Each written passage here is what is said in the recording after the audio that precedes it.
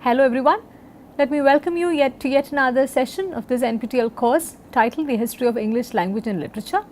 In today's session, where we continue to discuss the Romantic age, we move away from poetry towards the prose writings of this period. Though the most characteristic genre of this period was poetry, it was not wanting in prose literature. We do find that there was incredible kind of output being made in the form of prose writings as well. Though in comparison to the poetry it does fade a little into oblivion, we do notice that this was the age which also laid the foundation of a new kind of writing, particularly a more prosaic form of essay writing, which originated in the 18th century and then culminated with the 19th century Romanticism. So, in general, apart from many other kinds of prose writings which were being made available from the 18th century onwards, we begin to notice that the most fundamental influence was in the form of essay writing, and we also find an inaugural moment being witnessed in the case of reviews and magazines, which began to flourish from the 19th century onwards. So, some prominent reviews were quite fundamental in laying the foundations of proper essay writing in English literature, and in that sense we begin to notice that in 1802 the Edinburgh Review was established, and the major writers who contributed to this periodical were Geoffrey, Brougham, Sidney Smith and many other writers who were also prominent members of the Whig party. In 1809, the Quarterly was established as a Tory counterblast, and we also notice that this was also a forum where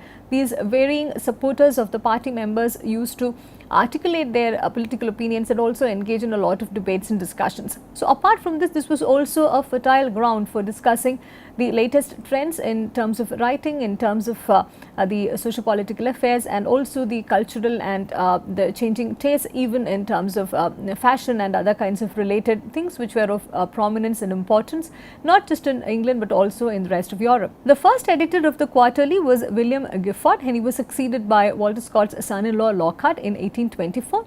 So, we also see that unlike the 17th and the 18th centuries, people began to affiliate themselves to particular kinds of periodicals and particular party affiliations, and that also became a kind of an identity in addition to their own personality. And another significant periodical was Blackwood's Edinburgh Magazine. This was a Tory monthly which was launched in 1817, and the major contributors included Wilson, Lockhart and Hogg. The London Magazine emerged as a rival to Blackwood's Edinburgh Magazine, and the major contributors were perhaps the most famous prose writers of the 19th century as well.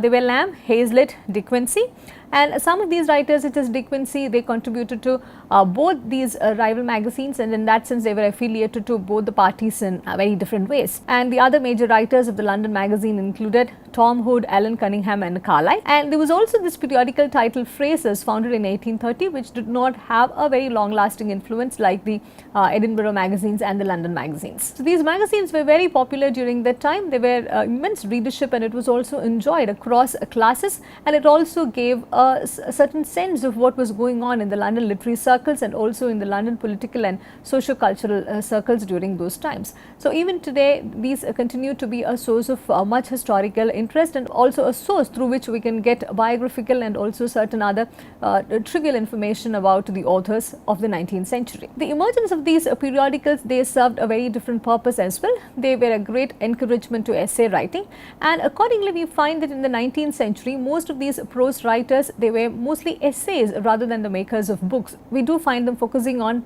individual pieces and also later compiling them into a collection or a volume which included most of their smaller pieces of writing. And this also provided a fresh field for criticism which had begun to emerge from the 18th century onwards, and here we begin to see that criticism of contemporary literature was beginning to be made available through most of these reviews. This also contributed to a fresh growth and a more informed kind of criticism in the field of literature. In terms of criticism, it was a very different approach altogether. We find that most of these writers engaged in the discussion of respective principles and merits of the old school and the new.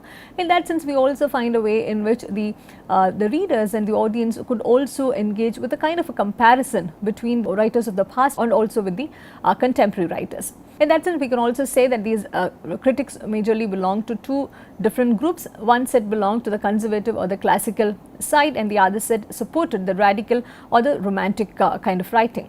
So, we also begin to notice that these stark differences laid a foundational pathway for criticism to proceed from the 19th century onwards, and also this is perhaps the first time when writers and critics began to take sides which were not merely socio-cultural or political, but were also had something to do with the kind of writing, the kind of poetry, the kind of the themes that they engaged with. So, in that sense we also notice a certain kind of an emergence and an affiliation to particular schools of writing, and also critics playing an influential role in either promoting or even completely destroying the literary reputation of particular writers. The prose writings which were made available in the Romantic period, they were quite different from the Augustan prose writings, and though the periodicals and the essay form of writing, they did emerge from the 18th century onwards. We have noted in one of the earlier sessions how their popularity had played a significant role in the transformation of literary writings altogether.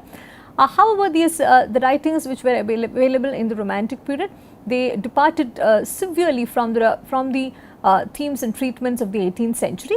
In the 18th century prose writings, though they played an inaugural role, they were found to be wanting in variety, warmth, colour and passion. So, this was the gap that the Romantics began to address, though rather unself-consciously at the beginning. So, they began to discard the 18th century tradition and also sought richer harmonies and greater complexity of structure in their prose style. And this also meant that some of them were interested in reviving the pre-Augustan form of writing, which were more romantic in nature than the Augustan period. So, so gradually we find a tendency towards Romanticism not just in poetry, but also in the prose writings of the period. The major writers of this period can be classified into three different groups. The first set was associated with the two great Edinburgh periodicals. The second set of writers were known as the London men, and they were mostly journalists and the writers who engaged in miscellaneous form of different kinds of genres. And the third set of writers did not show any particular affiliation. They used to write for either of the political party, or some of them even showed romantic and classical tendencies at the same time. So, loosely these set of authors could be classified as the London men and the Edinburgh men, and also certain people who used to shift between their choices and their loyalties. Among the Edinburgh men, the chief and the most important one was Francis Jeffrey, who lived from 1773 to 1850. For his ardent supporters, he was known as the arch critic, and the others had nicknamed him as the notorious Judge Jeffrey, and this was a reference to the bloody judge who lived in the 17th century in Europe. And he had composed over 200 articles to the Edinburgh magazine, and he was considered as the most influential critic of his time. It was said that he could make or break anyone's literary career in the 19th century. And he also represented the conservative side in criticism, and he was not very kind to the ones who were trying to experiment with newer forms of romantic writings, and he was not very appreciative of the quality of imagination which was dominating the major writers of the 19th century. There was, however, a balance that he always could achieve in his form of criticism, in the sense that he was never consistently opposed to the Romantic movement, nor was he a blind supporter of the Augustan tradition. But however, regardless of this kind of balance that he seems to achieve in his writings, his work was largely unsatisfactory. Nobody was ever satisfied with the kind of criticism that he was giving. It also, in hindsight, we also noticed that it lacked breadth of sympathy and also flexibility of judgment. The major criticism against his criticism was that his object was not to interpret but to arraign, and if possible to condemn. So, we notice that without any kind of constructive and informed criticism, it is very difficult for literature to emerge. So, in that sense, we find Jeffrey's criticism severely lacking and not contributing to the progress or the advent of any good kind of literature. And he also, being a conservative, he failed to display any feelings for the larger aspects of literature. We find him entirely disconnected from the other non-literary features which also influence writings. In that sense, he was very narrow in terms of perspective, and we do find his overall critical faculty lacking in that sense. The second important figure, Sidney Smith, who lived from 1717 to 1845, was also a very good ally of Jeffrey. He was considered as a chief coadjutor to Jeffrey.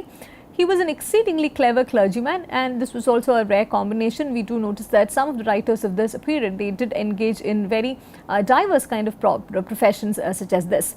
and he was known more for his witticisms and his witty remarks than for the actual writings that he produced. He is said to have contributed about 65 articles to Edinburgh. In that sense, he was a very well-known figure in London and Edinburgh during that time. His most important work, however, was the work which was published in 1807 titled Peter Plymley's Letters. It was a brilliant satire on the Irish question. If you remember, this was an issue that was troubling the English government for quite a long time. We do find Smith engaging satirically with this question and also enjoying a wide reputation for the publication of this. But however, his disadvantage was that Smith wrote mostly for the contemporary times, and he also has the disadvantage of having dealt mostly with dead abuses and forgotten controversies. Because of that, it fails to make much sense to the contemporary readers, and he is not really enjoyed in today's terms. Among the Blackwood's men, the most important one was John Wilson, who lived from 1785 till 1854. He also had a pen name under which he wrote Christopher North. He was a wrestler and a boxer, yet another very rare combination for a writer, and he was also a professor of moral philosophy in the University of Edinburgh. With this very influential position, he tried to bring in high spirits and energy in everything that he wrote, and his literary output was enormous. He has written stories, poems, magazine articles on a variety of subjects, and his prose style in general was more inclined towards Romanticism. His most significant work was titled Noctes Ambrosianae, translated as Nights at the Ambrose Tavern in Edinburgh. It ran into about 70 numbers and it was hugely enjoyed during that time. This was written in the form of dialogues, and it also had a lot of conviviality. It had reckless humor built into it, and it was also a dashing criticism of literature and politics. So it was much enjoyed in terms of contemporary interest, and but the same thing became a huge disadvantage for him in the posterity because of the local and contemporary interest in which it was much rooted in.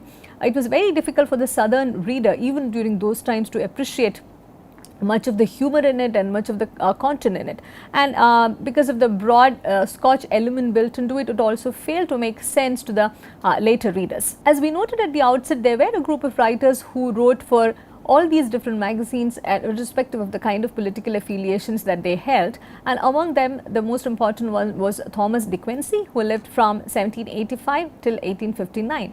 He was essentially a magazinist, and he could compile 17 volumes of his enormous work at a later point. He wrote for the London Magazine and for the Blackwoods, so in that sense he also served as a common factor for both of these rival magazines. His work was not free from glaring defects. He abused his extraordinary learning in multiple ways through his expressions, and often it was found that he sank into obscurity and pedantry, and he also got caught up in trivial arguments which did not make much sense, and his writing also included a lot of long winding digressions which took him away from the main point and also robbed his writings of the brevity and also the clarity. Nevertheless, we find that his work was quite rich and rhetorical in style, and he is also considered as one of the chief masters of romantic impassioned prose.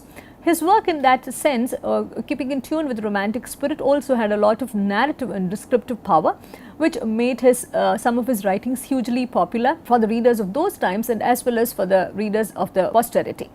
His most important works include Joan of Arc, English Mail Coach, and Dream Fugue. But however, the work which brought him much fame during his lifetime was Murder Considered as One of the Fine Arts, in which he combined grim humor with the horrible. And he is now best known for his fascinating autobiography titled Confessions of an English Opium Eater. This continues to hold much popular attention even in the contemporary. Alongside De Quincey, John Gibson Lockhart also served as a connecting link between Edinburgh and London. He lived from 1794 till 1854. He worked with Blackwood and Quarterly and also contributed heavily to both these rival magazines. He also served as the editor of the Quarterly from 1826 onwards. His work was mostly of miscellaneous nature. He produced a lot of essays and lot of works from different genres, including 4 novels. His most noted novel work was Adam Blair, and he also published a collection known as Spanish Ballads and also the Life of Burns and Life of Scott. Life of Burns and Life of Scott was much appreciated during those times. It also gave much insight into these well-known poets of those times. Locke had incidentally also married Scott's daughter Sophia in 1820. And in terms of his general sympathies and in his general treatment of his prose works, it is said that he was romantic with Scott and sympathized with Wordsworth, but the work of the younger generation of Shelley, Keats and Tennyson at the outset of his career aroused his hostility.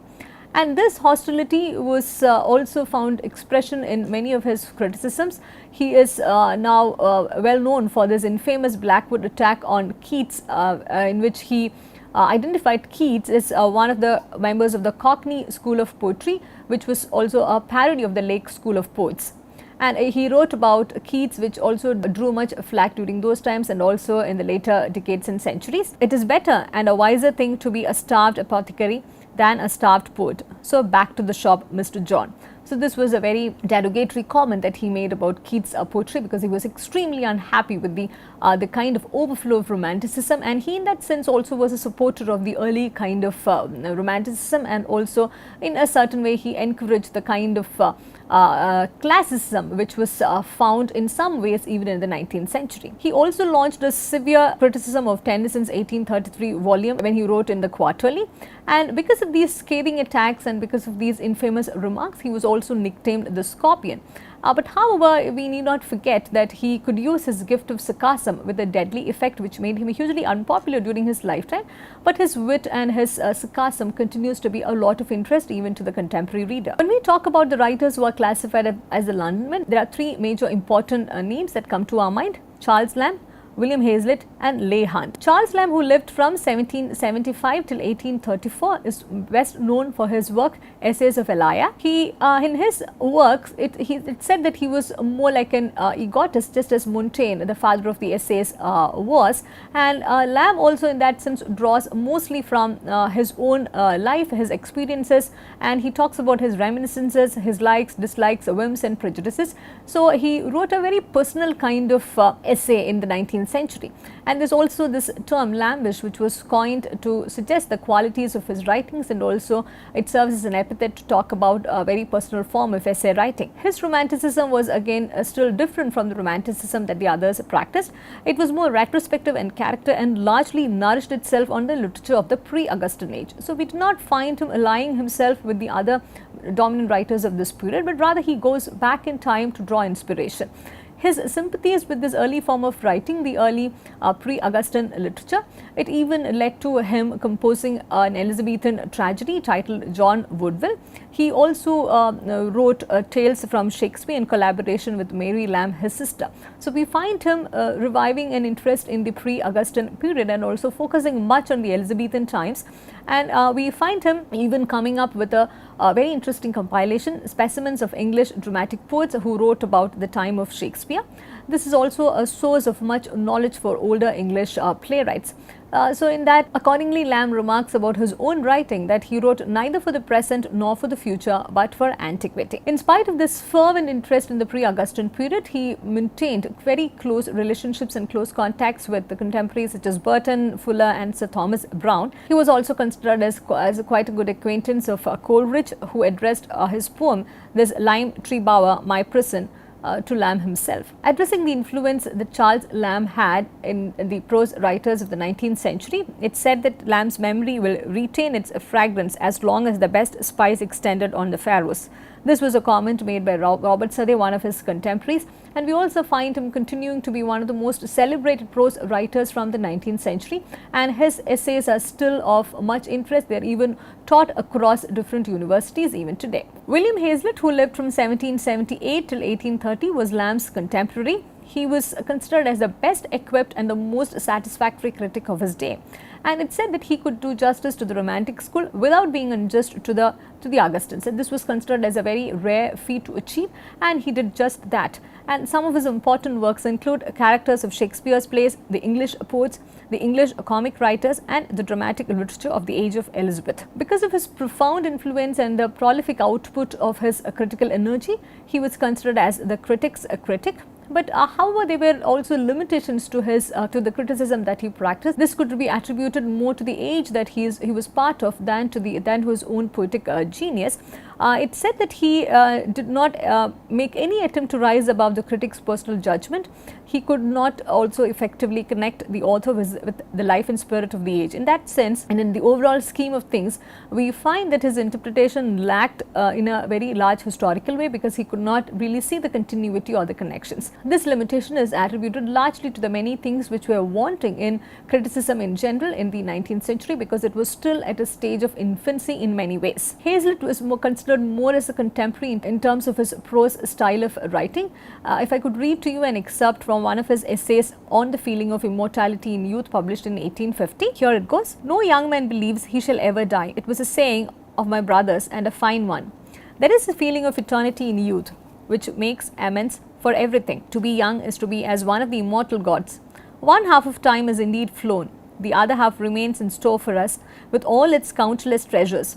For there is no line drawn, and we see no limit to our hopes and wishes. We make the coming age our own. In terms of language, he also began to notice that the 19th century prose style in English literature was closer to what we now recognize as the modern English, and it was freer from cliched forms of expressions. It was also closer to the language of the common man. And in that sense, here we find a very supreme example of the, in that sense we also find a very supreme example of the Romantic school's influence in the evolution of English language in the 19th century. Leigh Hunt was another one who was considered as one among the London men. He was a poet and a prose writer. At the same time, he was also one of those very few who was forced to live by his pen. So accordingly, there's a lot of hasty work that he had to produce, but he was also very well known for his quick wit and abundant fancy, which also classifies him as one of the most important Romantic writers. However, in terms of his criticism, he is ranked way below Hazlitt and Lamb. It's said that he did not have that kind of critical genius to compete with either Hazlitt or with Lamb. He had an eclectic taste, and he also showed a very heavy tendency towards Romanticism. His most important work is titled Autobiography. This is considered as a pious and ingenious and altogether human and worthy book by Carlyle. There were also other prose writers of notable merit during this period, the important ones being William Cobbett, who authored Rural Rights and English Grammar. These were considered as very entertaining works in the 19th century. And Hazlitt, one of the foremost leading critics of the time, he regarded Cobbett as one of the best and equated him along with Bunyan, Defoe and Swift. Landor was a writer who exhibited an antithesis to Cobbett. His imaginary conversation, which ran into about 150 in number, it engages with dialogues between great characters of the past. Many of Landor's work, in fact, follows the same structure and the same inspiration. We find him authoring the citation of William Shakespeare, Pericles and Aspasia, which was more like a discussion of the golden age of Athens narrated through letters, and Pentameron, it was the dialogue between Petrarch and Boccaccio. So we find all of these writers experimenting in many different ways and articulating the spirit of Romanticism through various genres and also through various forms of imaginary expressions. Robert Southey, the poet whom we have already taken a look at, he was an industrious prose writer as well, and his supreme masterpiece in terms of prose writings was The Life of Nelson. Coleridge's prose was considered as fragmentary as his verse, and his criticism, though it was suggestive and stimulating, and also made a profound influence in the establishment of the Romantic principle in literature, it was in general considered as written in a very poor and rambling style. So his Biographia Literaria, though it gave a high standing for him among the English writers on the theory of poetry, his style was not appreciated. So because of that, Biographia Literaria failed to reach to the level of Lyrical Ballads, which was very profoundly authored by Wordsworth. In addition to all these writers that we have now discussed, there were also many writers in history and philosophy who continued to dominate the 19th century scene, but however, the literary historians in general do not consider them as valuable contributions to the prose writings of this period, and hence refrain from including them in the many discussions which are part of literary history. Having gone through an array of writers who contributed to the prose writings of the 19th century, we have also noticed that just like the poets of this period was quite different and individual in their passion and in their contribution, we find that the prose writers also exhibited a certain sense of individuality, which also makes it difficult for us to find common elements which connected them. They used to take inspiration from the contemporary times, from the classical times, and even from the Augustan and the pre-Augustan times. So in that sense, there is a varied kind of raw materials that they draw from, and also their inspiration is quite eclectic and sometimes even esoteric in nature. This in fact highlights the individual nature of all of these contributions, and it also makes the Romantic period all the more interesting, radical and revolutionary. So with this, we wrap up today's lecture. Thank you for listening, and I look forward to seeing you in the next session.